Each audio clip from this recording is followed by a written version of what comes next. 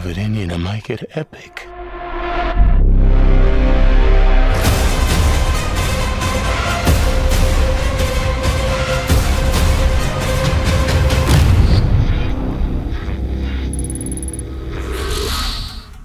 So I saw this movie and I really loved it, and I was curious. Anya, your character is almost in a silent film, and Chris, your character might very well think he's in a screwball comedy at times. So I'm curious for both of you. One-man monologue. Yeah, do you see a symbiosis in that dynamic? I think they're just at polar opposite ends of the spectrum. Sorry, babe, go for it. No, okay. Yeah, they're both dealing with their trauma in very different ways. But something that we talked about a lot is the beauty of the Wasteland as an actor is that everything is a question of survival. And because in these 15 years you see every threat that comes their way, however they are behaving, is in a direct relationship to, is this going to get me killed or is this going to help me survive? So I think for you, being charismatic and bombastic keeps you at the top of the food chain. Yeah. And that like ensures your safety. For me, it's disappear for as long as you can and then, you know, come back. Yeah, I think the sort of polarity of the two was, and the contrast was what was really interesting the first time I read the script. George wanted them to be, you know, polar opposites in their presentation.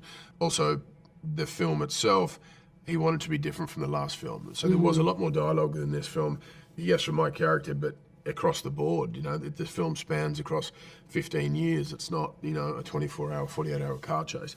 And so I definitely wanted to have there be a different sort of flavor and energy to the character that hadn't been in any of the other films. Ladies and gentlemen, start your engines! I think there needed to be an amount of sort of charisma and entertainment. He was sort of the circus sideshow kind of, you know, step right up kind of guy that would be able to amass a following or a large group of people that were suffering and say, I have an answer, I have the solution to your problems, you're suffering, come this way.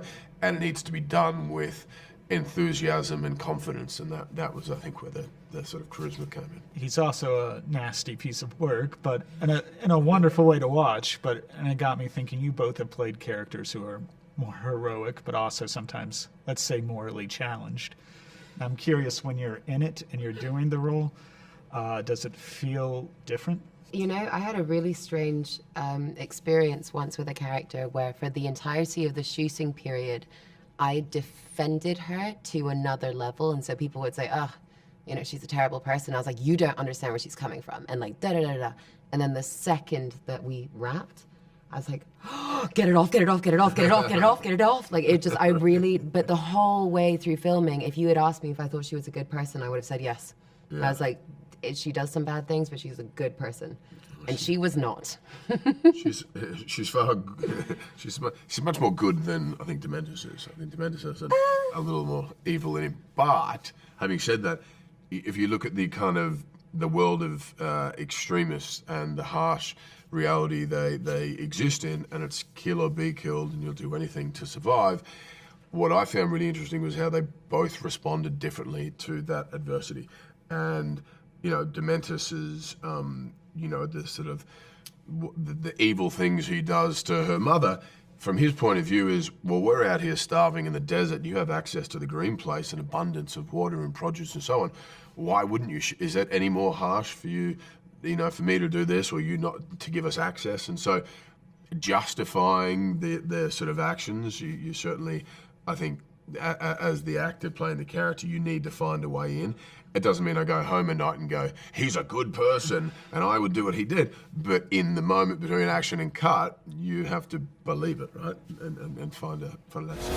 Remember me.